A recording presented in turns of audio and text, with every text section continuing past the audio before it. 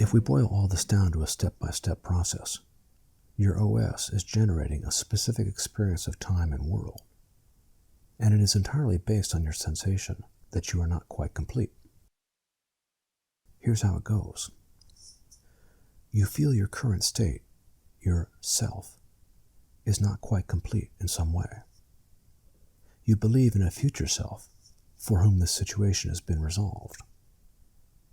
Your movement towards his future self generates your psychological sensation of being in linear time. What happens next is very important. Your sensation that you are in linear time, and that this is real and external, makes the world around you show up in a very specific way. Your belief in linear time allows you to think that the people and objects around you in this moment are also moving through time. That the people and objects around you are the same people and objects that were there 10 minutes ago or yesterday.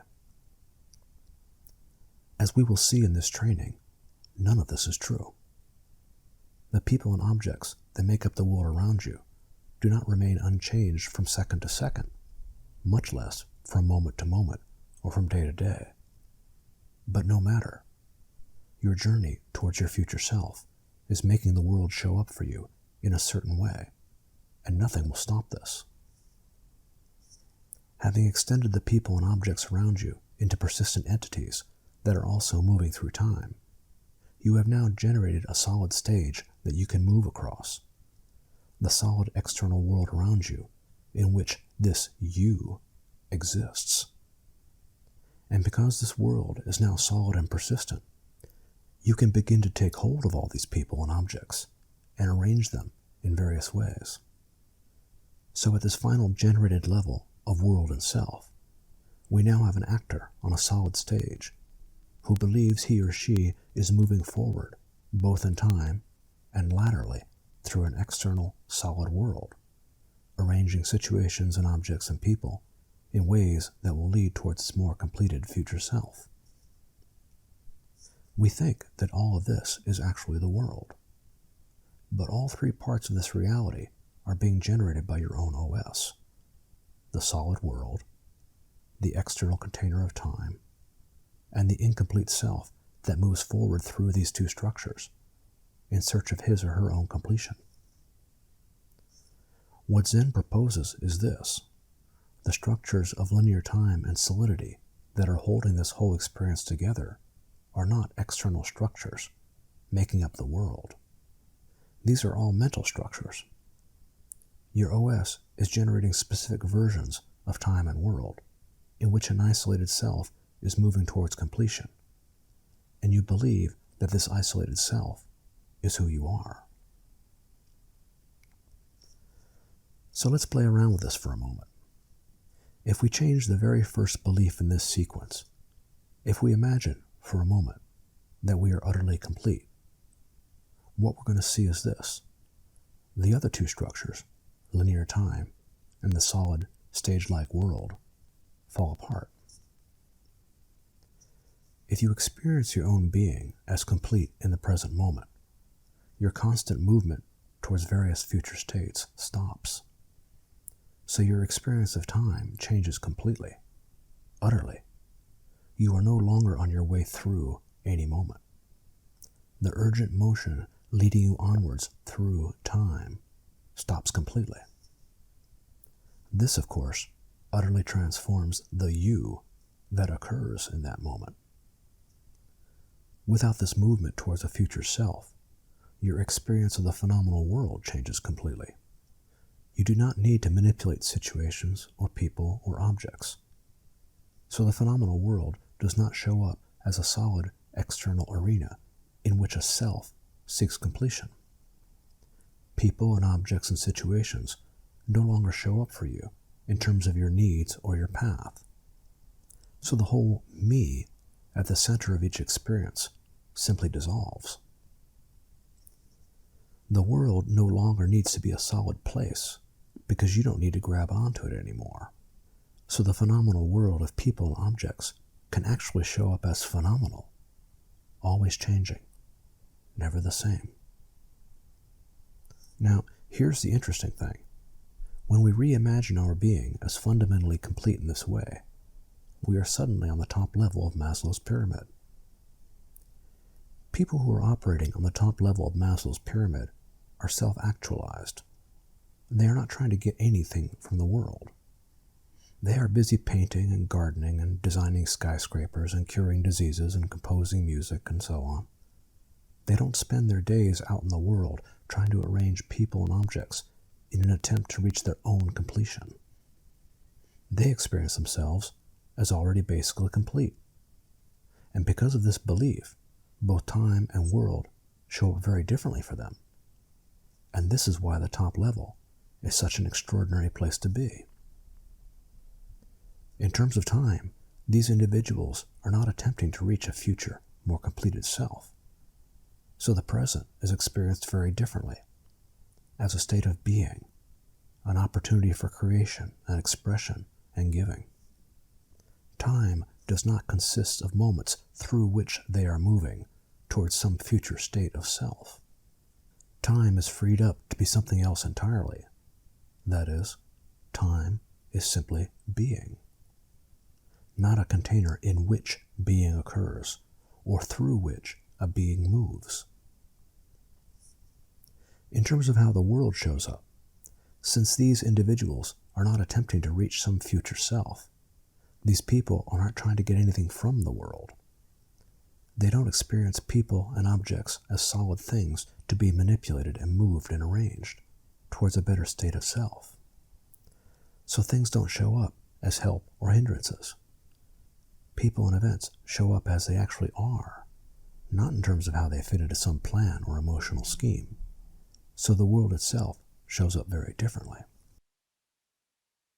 Structurally, on the top level of Maslow's pyramid, the separation between time, world, and self breaks down completely.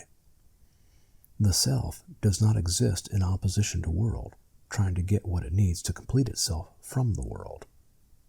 On the contrary, world is the basic material for each moment of self, and the self is lived as moments of time, not as a self moving through time. This, of course, is what the zone is all about. You have tasted the zone in your own life when involved in some important ongoing activity. Both self and world, as distinct entities, disappear. There is only ongoing activity. And it is an extraordinary state to be in, simply because in this state, yourself does not exist in opposition to world. Yourself occurs as moments of time, as moments of world, not as a self moving forward through time and through the world. By this point in our lives, most of us are done with the bottom 4 levels of Maslow's pyramid. We are done with the self that we've been all our lives. We feel ourselves bumping our heads against the top level, but we can't break through. We just can't find the switch. This brings us back to that question we asked earlier. How can the same OS that has been running your whole life, that has you constantly moving through time and space in search of your own completion, lead you to the exact opposite situation, that of being fully complete, living each moment, and needing nothing, the situation of the uppermost level of Maslow's pyramid? Is there suddenly going to be cheese at the end of your tunnel? Here's the part where you have to decide whether you're going to keep going down the same tunnel in search of the cheese. Here's the part where you have to decide if you're going to keep running the same software that you've been running all your life. Normally, we think that the tunnel is how the world is, and we are just sort of born into it. Your friends, your family, your high school teachers, talking heads, tax collectors will all tell you that linear time is a structural feature of the world, that you exist in and move through time. They will tell you that moving through the world, arranging solid objects and people into better situations, is what life is. Everyone you know is going down the same tunnel. This makes you very reluctant to question the tunnel. You've been running this software all your life. Everyone else is running it, and it seems to be the default software. But as we are seeing, these two container-like structures that you feel you are in, linear time, and a world made up of solid objects and people with a you at the center, are both being generated by your own OS. Specifically, your belief in your own incompletion and your belief in a future self. So you are generating this tunnel that you're in, the one with no cheese at the end. At its core, Zen is extraordinarily simple. It proposes that these two apparent containers that we are in, this container we experience as the world, and this container we feel we are in called time, are not really there. These are both being generated by our own OS. And we spend all of our lives moving through these two containers, and not the world itself. We get up every day and go out into these two containers and try to solve our own incompletion. We move forward in time and forward through what we are sure is an external world and attempt to reach our own completion. And all of this movement results in a continuous psychological experience that we define as our self. Zen is a method to rip out the power cables that are feeding these two mental structures. When you do this, the continuous psychological experience that these two structures are generating, the tunnel of a me that is moving through the world, also gets unplugged. You have been moving down this tunnel all your life, and you never get to experience anything beyond its edges, which means you miss out on most of being alive. Here's what's important for you to understand. This tunnel is not pre-existing. You were not born into it.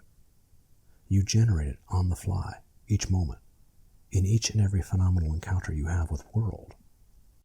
You are splitting every moment you are alive into three separate parts: an isolated self moving forward in time through an external world. Right now, you don't accept that you are doing this. You think that time and world are both external and already there.